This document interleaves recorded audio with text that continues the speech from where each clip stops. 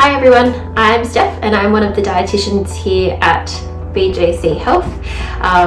and this obviously isn't my normal clinic location, but unfortunately I've had to self-quarantine as I've just come back from traveling in Japan, and while I'm not sick myself, this coronavirus is a virus that has been shown to have quite a delayed onset of symptoms, and can even be asymptomatic, meaning that you can have the virus but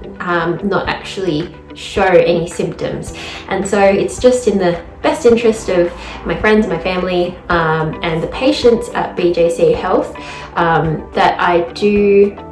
consults by Skype and online as much as I possibly can,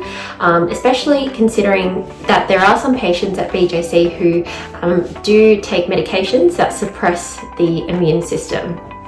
So I thought what I could do in this time, just to help get some useful information across to our patients and our clients, is to create a video that will give you some ideas of how you could be boosting your immunity from a food perspective. But just to be clear, these recommendations aren't going to cure the disease, or they're not going to make you immune to the disease. They're just some tips that will help to keep you as healthy as possible so that you have the best chance of fighting it if you do happen to contract it. So I'm going to give you 3 recommendations that you can start to implement alongside the basic principles of social distancing and maintaining good hygiene. So the first one, which you will hear me talk a lot about, is increasing your fruit and vegetable intake. And that's because they're a really potent source of vitamins, minerals, and antioxidants, all of which can really help to boost your immunity.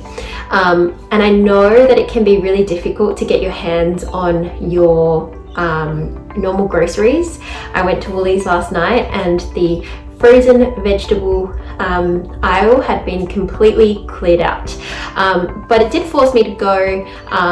and be a little bit creative and look to some fresh produce that I normally wouldn't buy,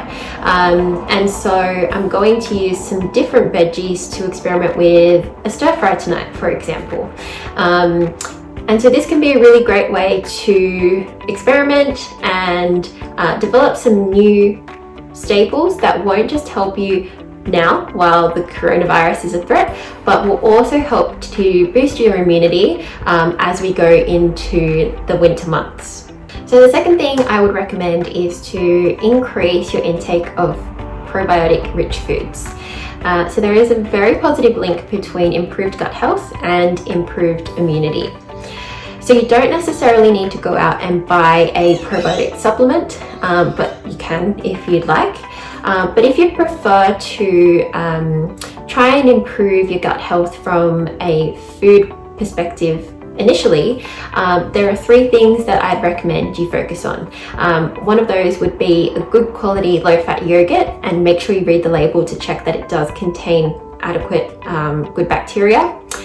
Second thing would be kefir, which is sort of like a yogurt drink that you can just have a shot of with your breakfast in the morning.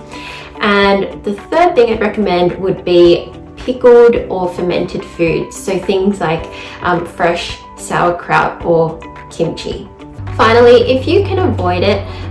this would probably be a time to avoid going on any sort of diet. And the reason is that when your body is in a calorie deficit, meaning that you're consuming less energy than you're expending through daily activity or exercise,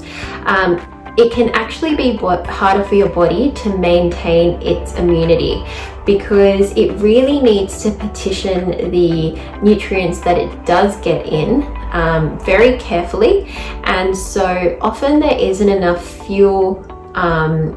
around to create the enzymes or antibodies that can help to fight off infection. So if you are particularly worried about contracting the virus, or you're otherwise in one of the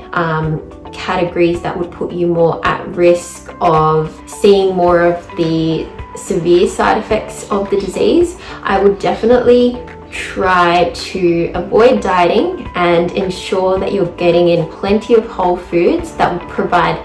adequate nutrition to your body to help you fight off any infection. So over the next couple of weeks, we will endeavour to provide as much information as we possibly can online,